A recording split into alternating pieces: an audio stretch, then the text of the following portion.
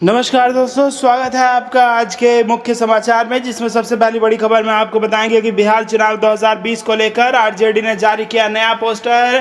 कहा नई सोच नया बिहार, युवा सरकार अब की बार। जी हाँ दोस्तों, इसी के साथ दूसरी बड़ी खबर में आपको बताएंगे कि बेरोजगारी के मुद्दे पर मोदी सरकार के खिलाफ एकजुट हुआ पूरा भारत और नौजवान, और अब ट्विटर पर ट्रेंड हुआ 9 बजे 9 मिनट। और इसी के साथ तीसरी बड़ी खबर में आपको बताएंगे कि करगिल के ताबूत घोटाले की तरह है योगी सरकार का कोरोना घोटाला। ये आम आदमी पार्टी ने जबरदस्त हमला भारतीय जनता पार्टी के खिलाफ उत्तर प्रदेश में बोला है। तो दोस्तों, हर एक खबर की गहराई में आपको ले जाएंगे, लेकिन उससे पहले रोज की ताजा और बड़ी राजनीतिक खबरों के लिए आप अभी इस वीडियो को लाइक कीजिए और इस लाल बटन को दबाकर इस चैनल को फ्री में सब्सक्राइब करके घंटी बजाइए और कमेंट में लिखिए जय हिंद। दोस्तों, रुक करते हैं तमाम बड़ी खबरों की तरफ।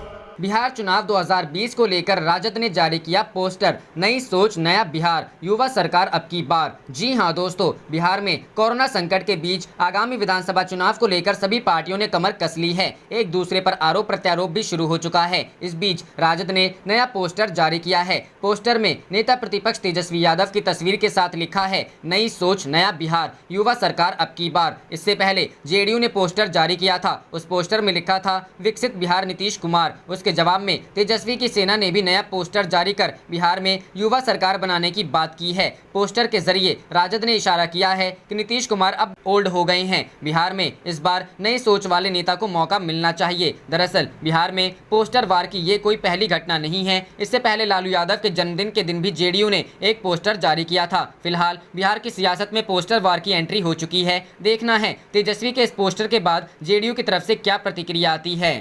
रुख करते हैं अगली खबर की तरफ। बेरोजगारी के मुद्दे पर मोदी सरकार के खिलाफ एकजुट हुए नौजवान। अब ट्विटर पर ट्रेंड हुआ हैशटैग 9 बजे 9 मिनट। जी हां दोस्तों, कोरोना महामारी की वजह से देश की अर्थव्यवस्था का खास्ता हाल है। सरकारी व प्राइवेट संस्थानों से बड़ी संख्या में लोगों को निकाला जा रहा है। देश में बेरोजगार नौजवानों की संख्या लगातार बढ़ रही है। केंद्र व राज्य सरकार के अलग अलग विभागों में वैकेंसी होने के बावजूद भी सरकार नई नियुक्तियों को लेकर फैसला नहीं ले रही है। ऐसे में अब कई सालों तक इंतजार करने के बाद नौजवानों का गुस्सा केंद्र की नरेंद्र मोदी सरकार के खिलाफ फूट पड़ा है। नौजवानों ने सोशल मीडिया के माध्यम से रोजगार को लेकर अपनी आवाज को बुलंद करने का फैसला किया है। 5 सितंबर को 5 मिनट तक थाली बजाकर विरोध प्रकट करने के बाद अब देश भर के छात्रों ने सोशल मीडिया के माध्यम से 9 सितंबर को सरकार के खिलाफ अपना गुस्सा प्रकट करने का फैसला किया है। यही वजह है कि ट्विटर पर 9 सितंबर को हैशटैग 9 बजे 9 मिनट ट्रेंड कर रहा है। बता दें कि ये पहली बार नहीं है जब छात्र अपनी मांग को लेकर ट्विटर पर ट्रेंड करा रहे हैं। इससे पहले भी पीएम नरेंद्र मोदी के मन की बात में रोजगार को लेकर कुछ नहीं बोलने पर छात्रों ने प्रधानमंत्री के वीडियो को डिसलाइक कर अपना विरोध प्रकट किया। कई सालों तक राजधानी दिल्ली व दूसरे शहरों के एक छोटे से कमरे में रहकर पढ़ाई करने वाले छात्रों के सब्र का बांध जब टूटा तो रोजगार के नाम पर नरेंद्र मोदी सरकार को वोट करने वाले यही नौजवान छात्र अब अपनी मांग को लेकर मोदी सरकार के खिलाफ सोशल मीडिया पर मुहिम चला रहे हैं। रुख करते हैं अगली खबर की तरफ। कारगिल के ताबूत घोटाले की तरह है योगी सरकार का कोरोना घोटाला। संजय सिंह। जी हां दोस्तों, राज्यसभा सांसद एवं आम आदमी पार्टी के उत्तर प्रदेश प्रभारी संजय सिंह ने शनिवार को प्रेस वार्ता को संबोधित करते हुए कहा है कि उत्तर प्रदेश में योगी सरकार के राज में कोरोना महाघोटाले में बड़े बड़े खुलासे हो रहे हैं। कल सुल्तानपुर में हुए घोटाले के बारे में बताया था और आज झांसी के बारे में बता रहा हूँ। झांसी में 800 में मिलने वाला ऑक्सीमीटर 4000 में खरीदा गया, जबकि 1800 में मिलने वाला थर्मोमीटर 4500 में खरीदा गया। उत्तर प्रदेश के लगभग सभी जिलों में कोरोना संकट के दौरान उपकरण खरीद के नाम पर बड़ा घोटाला सामने आ रहा है, जिससे यह स्पष्ट है कि योगी सरकार स्वयं इस घोटाले में पूर्ण रूप से शामिल है। कोरोना जैसी महामारी से एक ओर जहां जनता त्राहिमाम कर रही है, तो वहीं दूसरी ओर योगी सरकार कोरोना के ही नाम पर घोटाले कर रही है। उत्तर प्रदेश की जनता रस्त है और सरकार घोटालों में मस्त है। संजय सिंह ने कहा कि झांसी के घोटाले के बारे में जानकर आपको हैरानी होगी कि एक ही जिले में अलग अलग ग्राम पंचायतों में अलग अलग दाम पर ऑक्सीमीटर और थर्मोमीटर खरीदा गया और तमाम कंपनियों से इसकी सप्लाई करवाई गई। संजय सिंह ने कहा कि योगी जी तो रोज हेलीकॉप्टर लेकर गोरखपुर उड़ जाते हैं, मगर प्रदेश में घोटाले हो रहे हैं उस पर कोई ध्यान नहीं है। योगी सरकार को शर्म करनी चाहिए कि कोरोना के नाम पर वह घोटाले पर घोटाले कर रहे हैं। जो पैसा जनता की सेवा में खर्च हो सकता है वह घोटालों की भेंट चढ़ा रहा है। संजय सिंह ने कहा कि मानव जाति के इतिहास के इस सबसे बड़े संकट के दौर में घोटाला करना शमशान में दलाली खाने जैसा है। उन्होंने कहा कि इस पूरे मामले की हाईकोर्ट के सिटिंग जज की निगरानी में SIT बनाकर जांच कराई जाए और दोषियों को जेल भेजा जाए, और अगर ऐसा नहीं हुआ तो आम आदमी पार्टी योगी सरकार के इस महाघोटाले के खिलाफ पूरे प्रदेश में आंदोलन करेगी। योगी सरकार की नीयत में खोट है, इसीलिए वो फेल हो गई। दिलीप पांडे। दिल्ली विधानसभा के मुख्य सचेतक दिलीप पांडे ने प्रेस के सामने अपनी बात रखते हुए कहा कि योगी सरकार की नीयत में खोट है, इसलिए वो फेल हो गई है, और दिल्ली की अरविंद केजरीवाल सरकार लोगों की सेवा की नीयत से ही काम कर रही है, इसीलिए प्रधानमंत्री को भी दिल्ली के कामों की तारीफ करनी पड़ी। रुख करते हैं अगली खबर की तरफ। बिहार में बेरोजगारी हटाने के लिए आंदोलन करेंगे तेजस्वी, कहा नीतीश ने 15 साल में कुछ नहीं किया। जी हां दोस्तों, बिहार की सियासत में चुनावी रंग चढ़ने लगा है। नेताओं के दल बदल का सिलसिला तेज हो गया है, तो वहीं जुबानी जंग ने भी रफ्तार पकड़ ली है। विधानसभा में विपक्ष के नेता और समय समय पर राष्ट्रीय जनता दल की ओर से मुख्यमंत्री पद के लिए उम्मीद बताए जाते रहे तेजस्वी यादव ने नीतीश कुमार पर हमला बोला है। तेजस्वी यादव ने शनिवार को पत्रकारों से बात करते हुए आरोप लगाया कि नीतीश कुमार ने 15 साल में कुछ नहीं किया, हर जगह भ्रष्टाचार है। नीतीश कुमार भ्रष्टाचार को बढ़ावा देने का काम किए। इस सरकार ने 2 पीढ़ियों को बेरोजगार कर दिया। उन्होंने ऐलान किया कि बेरोजगारी हटाने के लिए हम आंदोलन शुरू कर रहे हैं। तेजस्वी ने इसके लिए पोर्टल लॉन्च किया और टोल फ्री नंबर भी जारी किया। विधानसभा के विपक्ष के नेता तेजस्वी ने साथ ही कहा कि हमारी सत्ता में आई तो 4.5 लाख पदों पर भर्ती की जाएगी। स्वास्थ्य विभाग, पुलिस, शिक्षा विभाग में खाली पदों पर नियुक्ति की जाएगी। हर विभाग में नियमित बहाली की जाएगी और आबादी के मुताबिक नए पद सृजित किए जाएंगे। इसे लेकर हम एक्सपर्ट से बात कर रहे हैं। उन्होंने कहा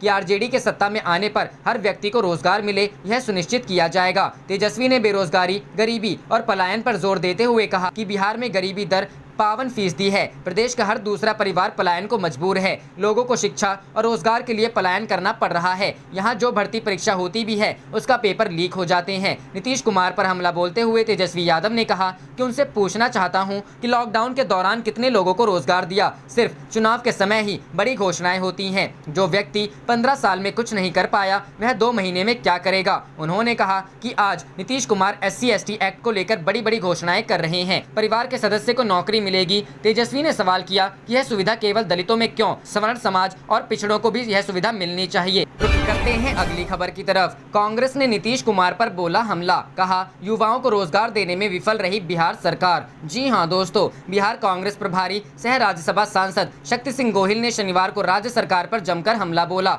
गोहिल ने कहा कि सूबे की सरकार युवाओं को रोजगार देने में विफल रही है। आगामी विधानसभा चुनाव में यदि महागठबंधन की सरकार बनी तो हमारा फोकस युवाओं पर होगा। इस मौके पर युवा कांग्रेस की रोजगार 2 वर्चुअल रैली में बेरोजगार पंजीकरण फॉर्म लॉन्च किया गया। इससे पहले शुक्रवार को शक्ति सिंह गोहिल ने कहा कि महागठबंधन में सब कुछ ठीक है। कहा कि सभी सहयोगी एकजुट हैं और पूरी मजबूती से NDA सरकार को उखाड़ फेंकने के लिए तत्पर है। वह शुक्रवार शाम पटना एयरपोर्ट पर मीडिया से बात कर रहे थे। नेता विपक्ष तेजस्वी यादव से मुलाकात के सवाल पर कहा कि अब बात करने के बहुत साधन हैं, इसके लिए पटना आने की जरूरत नहीं है। लोजपा के बारे में कहा कि NDA में क्या हो रहा है हमें नहीं पता, पर चिराग पासवान हमारे संपर्क में नहीं है। गोहिल ने कहा कि सीट बंटवारे को लेकर कोई दिक्कत नहीं है, समय आने पर इसकी घोषणा हो जाएगी। मांझी के NDA में जाने के सवाल पर कहा कि वे मन बना चुके थे, जाने वाले को कौन रोक पाया है।